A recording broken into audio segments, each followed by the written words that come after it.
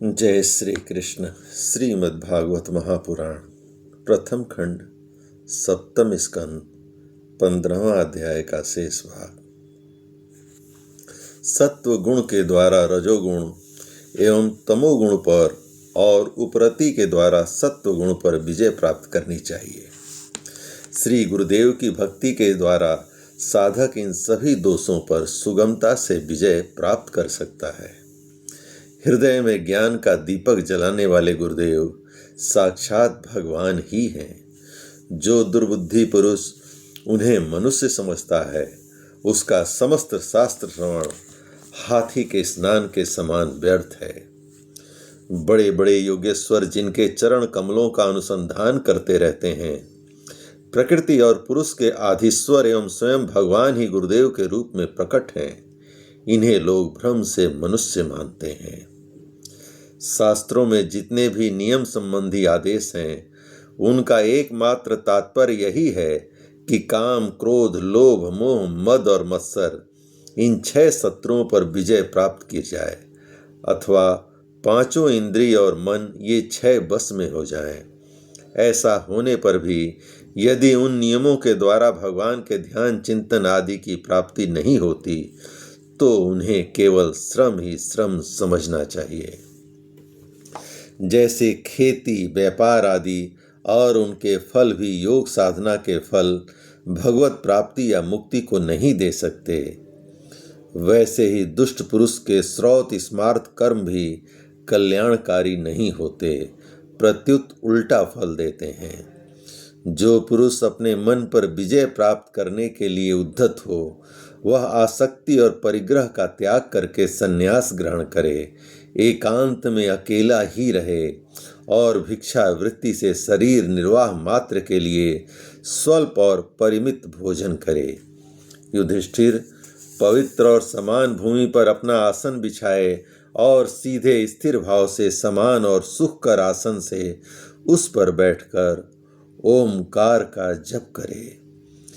जब तक मन संकल्प विकल्पों को छोड़ न दे, तब तक नासिका के अग्रभाग पर दृष्टि जमाकर पूरक, कुंभक और रेचक द्वारा प्राण तथा अपान की गति को रोके।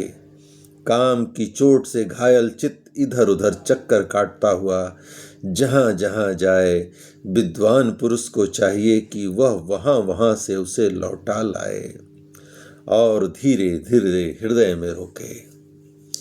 जब साधक निरंतर इस प्रकार का अभ्यास करता है, तब ईंधन के बिना जैसे अग्नि बुझ जाती है, वैसे ही थोड़े समय में उसका चित्त शांत हो जाता है। इस प्रकार जब काम वासनाएं चोट करना बंद कर देती हैं और समस्त वृत्तियां अत्यंत शांत हो जाती हैं, तब चित्त ब्रह्मानंद के स्पर्श में मग्न हो जाता है और फिर उसका कभी उत्थान नहीं होता। जो सन्यासी पहले तो धर्म, अर्थ और काम के मूल कारण गृहस्थ आश्रम का परित्याग कर देता है और फिर उन्हीं का सेवन करने लगता है, वह निर्लज्ज, अपने उगले हुए को खाने वाला कुत्ता ही है। जिन्होंने अपने शरीर को अनात्मा, मृतग्रस्त और विष्ठा, कृमि एवं राख समझ लिया था, वे ही मूढ़ फिर उसे आत्मा मानकर उसकी प्रशंसा करने लगते हैं। कर्म त्यागी गृहस्थ, व्रत त्यागी ब्रह्मचारी, गांव में रहने वाला तपस्वी वानप्रस्थ और इंद्रिय लोलुप सन्यासी, ये चारों आश्रम के कलंक हैं और व्यर्थ ही आश्रम का ढोंग करते हैं। भगवान की माया से विमोहित उन मूढ़ों पर तरस खाकर उनकी उपेक्षा कर देनी चाहिए। आत्मज्ञान के द्वारा जिसकी सारी वासनाएं निर्मूल हो गई हैं और जिसने अपने आत्मा को पर ब्रह्म स्वरूप जान लिया है, वह किस विषय की इच्छा और किस भोक्ता की तृप्ति के लिए इंद्रिय लोलुप होकर अपने शरीर का पोषण करेगा। उपनिषदों में कहा गया है कि शरीर रथ है, इंद्रियां घोड़े हैं और इंद्रियों का स्वामी मन लगाम है। शब्दादि विषय मार्ग हैं, बुद्धि सारथी है, चित्त ही भगवान के द्वारा निर्मित बांधने की विशाल रस्सी है। 10 प्राण धुरी हैं, धर्म और अधर्म पहिए हैं, और इनका अभिमानी जीव रथी कहा गया है। ओमकार ही उस रथी का धनुष है। शुद्ध जीवात्मा बाण और परमात्मा लक्ष्य है। इस ओमकार के द्वारा अंतरात्मा को परमात्मा में लीन कर देना चाहिए। राग, द्वेष, लोभ, शोक, मोह, भय, मद, मान, अपमान, दूसरों के गुणों में दोष निकालना, छल, हिंसा, दूसरों की उन्नति देखकर जलना, तृष्णा, प्रमाद, भूख और नींद, ये सब और ऐसे ही जीवों के और भी बहुत से शत्रु हैं। उनमें रजोगुण और तमोगुण प्रधान वृत्तियां अधिक हैं। कहीं कहीं कोई कोई सत्वगुण प्रधान ही होती हैं। यह मनुष्य शरीर रूप रथ जब तक अपने बस में है और इसके इंद्रिय, मन आदि सारे साधन अच्छी दशा में विद्यमान हैं, तभी तक श्री गुरुदेव के चरण कमलों की सेवा पूजा से शान धराई हुई ज्ञान की तीखी तलवार लेकर भगवान के आश्रय से इन शत्रुओं का नाश करके अपने स्वराज्य सिंहासन पर विराजमान हो जाएं और फिर अत्यंत शांत भाव से इस शरीर का भी परित्याग कर दें। नहीं तो तनिक भी प्रमाद हो जाने पर ये इंद्रिय रूप दुष्ट घोड़े और उनसे मित्रता रखने वाला बुद्धि रूप सारथी रथ के स्वामी जीव को उल्टे रास्ते ले जाकर विषय रूपी लुटेरों के हाथ में डाल देंगे। वे डाकू सारथी और घोड़ों के सहित इस जीव को मृत्यु से अत्यंत भयावह घोर अंधकार में संसार के कुएं में गिरा देंगे। वैदिक कर्म 2 प्रकार के हैं। एक तो वे जो वृत्तियों को और उनके विषयों की ओर ले जाते हैं, प्रवृत्ति परक, और दूसरे वे जो वृत्तियों को उनके विषयों की ओर से लौटाकर शांत एवं आत्म साक्षात्कार के योग्य बना देते हैं। निवृत्ति परक, प्रवृत्ति परक कर्म मार्ग से बार बार जन्म मृत्यु की प्राप्ति होती है और निवृत्ति परक भक्ति मार्ग से या ज्ञान मार्ग के द्वारा परमात्मा की प्राप्ति होती है। सेन याग आदि हिंसामय कर्म, अग्निहोत्र, दर्श, पूर्णमास, चातुर्मास, पशु याग, सोमयाग, वैश्वदेव, बलिहरण आदि द्रव्यमय कर्म इष्ट कहलाते हैं और देवालय, बगीचा, कुआं आदि बनवाना तथा प्याऊ आदि लगवाना पूर्त कर्म है। ये सभी प्रवृत्ति परक कर्म हैं और सकाम भाव से युक्त होने पर अशांति के ही कारण बनते हैं। प्रवृत्ति परायण पुरुष मरने पर चरु, पुरुषोडासादि यज्ञ संबंधी द्रव्यों के सूक्ष्म भाग से बना हुआ शरीर धारण कर धूमाभिमानी देवताओं के पास जाता है। फिर क्रमशः रात्रि, कृष्ण पक्ष और दक्षिणायन के अभिमानी देवताओं के पास जाकर चंद्र लोक में पहुंचता है। वहां से भोग समाप्त होने पर अमावस्या के चंद्रमा के समान क्षीण होकर वृष्टि द्वारा क्रमशः औषधि, लता, अन्न और वीर्य के रूप में परिणित होकर पितृयान मार्ग से पुनः संसार में ही जन्म लेता है। युधिष्ठिर, गर्भाधान से लेकर अंत्येष्टि पर्यंत संपूर्ण संस्कार जिनके होते हैं उनको द्विज कहते हैं। उनमें कुछ तो पूर्वोक्त प्रवृत्ति मार्ग का अनुष्ठान करते हैं और कुछ आगे कहे जाने वाले निवृत्ति मार्ग का। निवृत्ति परायण पुरुष इष्ट पूर्त आदि कर्मों से होने वाले समस्त यज्ञों को विषयों का ज्ञान कराने वाले इंद्रियों में हवन कर देता है। इंद्रियों को दर्शनादि संकल्प रूप मन में, वैकारिक मन को पराबाणी में और पराबाणी को बण समुदाय में, बण समुदाय को अ उ म, इन 3 स्वरों के रूप में रहने वाले ओमकार में, ओमकार को बिंदु में, बिंदु को नाद में, नाद को सूत्रात्मा रूप प्राण में तथा प्राण को ब्रह्म में लीन कर देता है। वह निवृत्ति निष्ठ ज्ञानी क्रमशः अग्नि, सूर्य, दिन, सायकाल, शुक्ल पक्ष, पूर्णमासी और उत्तरायण के अभिमानी देवताओं के पास जाकर ब्रह्मलोक में पहुंचता है और वहां के भोग समाप्त होने पर स्थूलोपाधिक विश्व अपनी स्थूल उपाधि को सूक्ष्म में लीन करके सूक्ष्मोपाधिक तेजस हो जाता है। फिर सूक्ष्म उपाधि को कारण में लय करके कारणोपाधिक प्राज्ञ रूप में स्थित होता है। फिर सबके साक्षी रूप से सर्वत्र अनुगत होने के कारण साक्षी के ही स्वरूप में कारणोपाधिक लय करके तुरीय रूप में स्थित होता है। इस प्रकार दृश्यों का लय हो जाने पर वह शुद्ध आत्मा रह जाता है। यही मोक्ष पद है। इसे देवयान मार्ग कहते हैं। इस मार्ग से जाने वाला आत्मोपासक संसार की ओर निवृत्त होकर क्रमशः एक से दूसरे देवता के पास होता हुआ ब्रह्मलोक में जाकर अपने स्वरूप में स्थित हो जाता है। वह प्रवृत्ति मार्ग के समान फिर जन्म मृत्यु के चक्कर में नहीं पड़ता। ये पितृयान और देवयान दोनों ही वेदोक्त मार्ग हैं। जो शास्त्रीय दृष्टि से इन्हें तत्वतः जान लेता है वह शरीर में स्थित रहता हुआ भी मोहित नहीं होता। पैदा होने वाले शरीरों के पहले भी कारण रूप से और उनका अंत हो जाने पर भी उनकी अवधि रूप से जो स्वयं विद्यमान रहता है, जो भोग रूप से बाहर और भोक्ता रूप से भीतर है तथा ऊंच और नीच, जानना और जानने का विषय, वाणी और वाणी का विषय, अंधकार और प्रकाश आदि वस्तुओं के रूप में जो कुछ भी उपलब्ध होता है वह सब स्वयं यह तत्ववेत्ता ही है। इसी से मोह उसका स्पर्श नहीं कर सकता। दर्पण आदि में दिख पड़ने वाले प्रतिबिंब विचार और युक्ति से बाधित हैं। उसका उनमें अस्तित्व है ही नहीं, फिर भी वस्तु के रूप में तो दिखता ही है। वैसे ही इंद्रियों के द्वारा दिखने वाला वस्तुओं का भेद भाव भी विचार, युक्ति और आत्मानुभव से असंभव होने के कारण वस्तुतः न होने पर भी सत्य सा प्रतीत होता है। पृथ्वी आदि पंचभूतों से इस शरीर का निर्माण नहीं हुआ है। वास्तविक दृष्टि से देखा जाए तो न तो वह उन पंचभूतों का संघात है और न विकार या परिणाम ही, क्योंकि यह अपने अवयवों से न तो पृथक है और न उनमें अनुगत ही, अतएव मिथ्या है।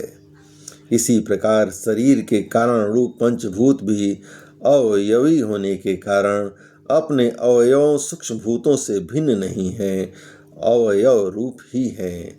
जब बहुत खोजबीन करने पर भी अवयवों के अतिरिक्त अवयवी का अस्तित्व नहीं मिलता, वह असत ही सिद्ध होता है। तब अपने आप ही यह सिद्ध हो जाता है कि यह अवयव भी असत्य ही हैं। जब तक अज्ञान के कारण एक ही परम तत्व में अनेक वस्तुओं के भेद मालूम पड़ते रहते हैं, तब तक यह भ्रम भी रह सकता है कि जो वस्तुएं पहले थीं वे अब भी हैं, और स्वप्न में भी जिस प्रकार जागृत, स्वप्न आदि अवस्थाओं के अलग अलग अनुभव होते हैं तथा उनमें भी विधि निषेध के शास्त्र रहते हैं, वैसे ही जब तक इन भिन्नताओं के अस्तित्व का मोह बना हुआ है तब तक वहाँ भी विधि निषेध के शास्त्र हैं ही। जो विचारशील पुरुष स्थानुभूति से आत्मा के त्रिविध अद्वैत का साक्षात्कार करते हैं, वे जागृत, स्वप्न, सुषुप्ति और दृष्टा दर्शन कर तथा दृश्य के भेद रूप स्वप्न को मिटा देते हैं। ये अद्वैत तीन प्रकार के हैं: भावाद्वैत, क्रियाद्वैत और द्रव्याद्वैत। जैसे वस्त्र सूत रूप ही होता है, वैसे ही कार्य भी कारण मात्र ही है, क्योंकि भेद तो वास्तव में है ही नहीं। इस प्रकार सबकी एकता का विचार भावाद्वैत है। युधिष्ठिर, मन, वाणी और शरीर से होने वाले सब कर्म स्वयं परम ब्रह्म परमात्मा ही हो रहे हैं, उसी में अध्यस्त हैं। इस भाव से समस्त कर्मों को समर्पित कर देना क्रियाद्वैत है। स्त्री, पुत्रादि, सगे संबंधी एवं संसार के अन्य समस्त प्राणियों के तथा अपने स्वार्थ और भोग एक ही हैं, उनमें अपने और पराये का भेद नहीं है। इस प्रकार का विचार द्रव्याद्वैत है।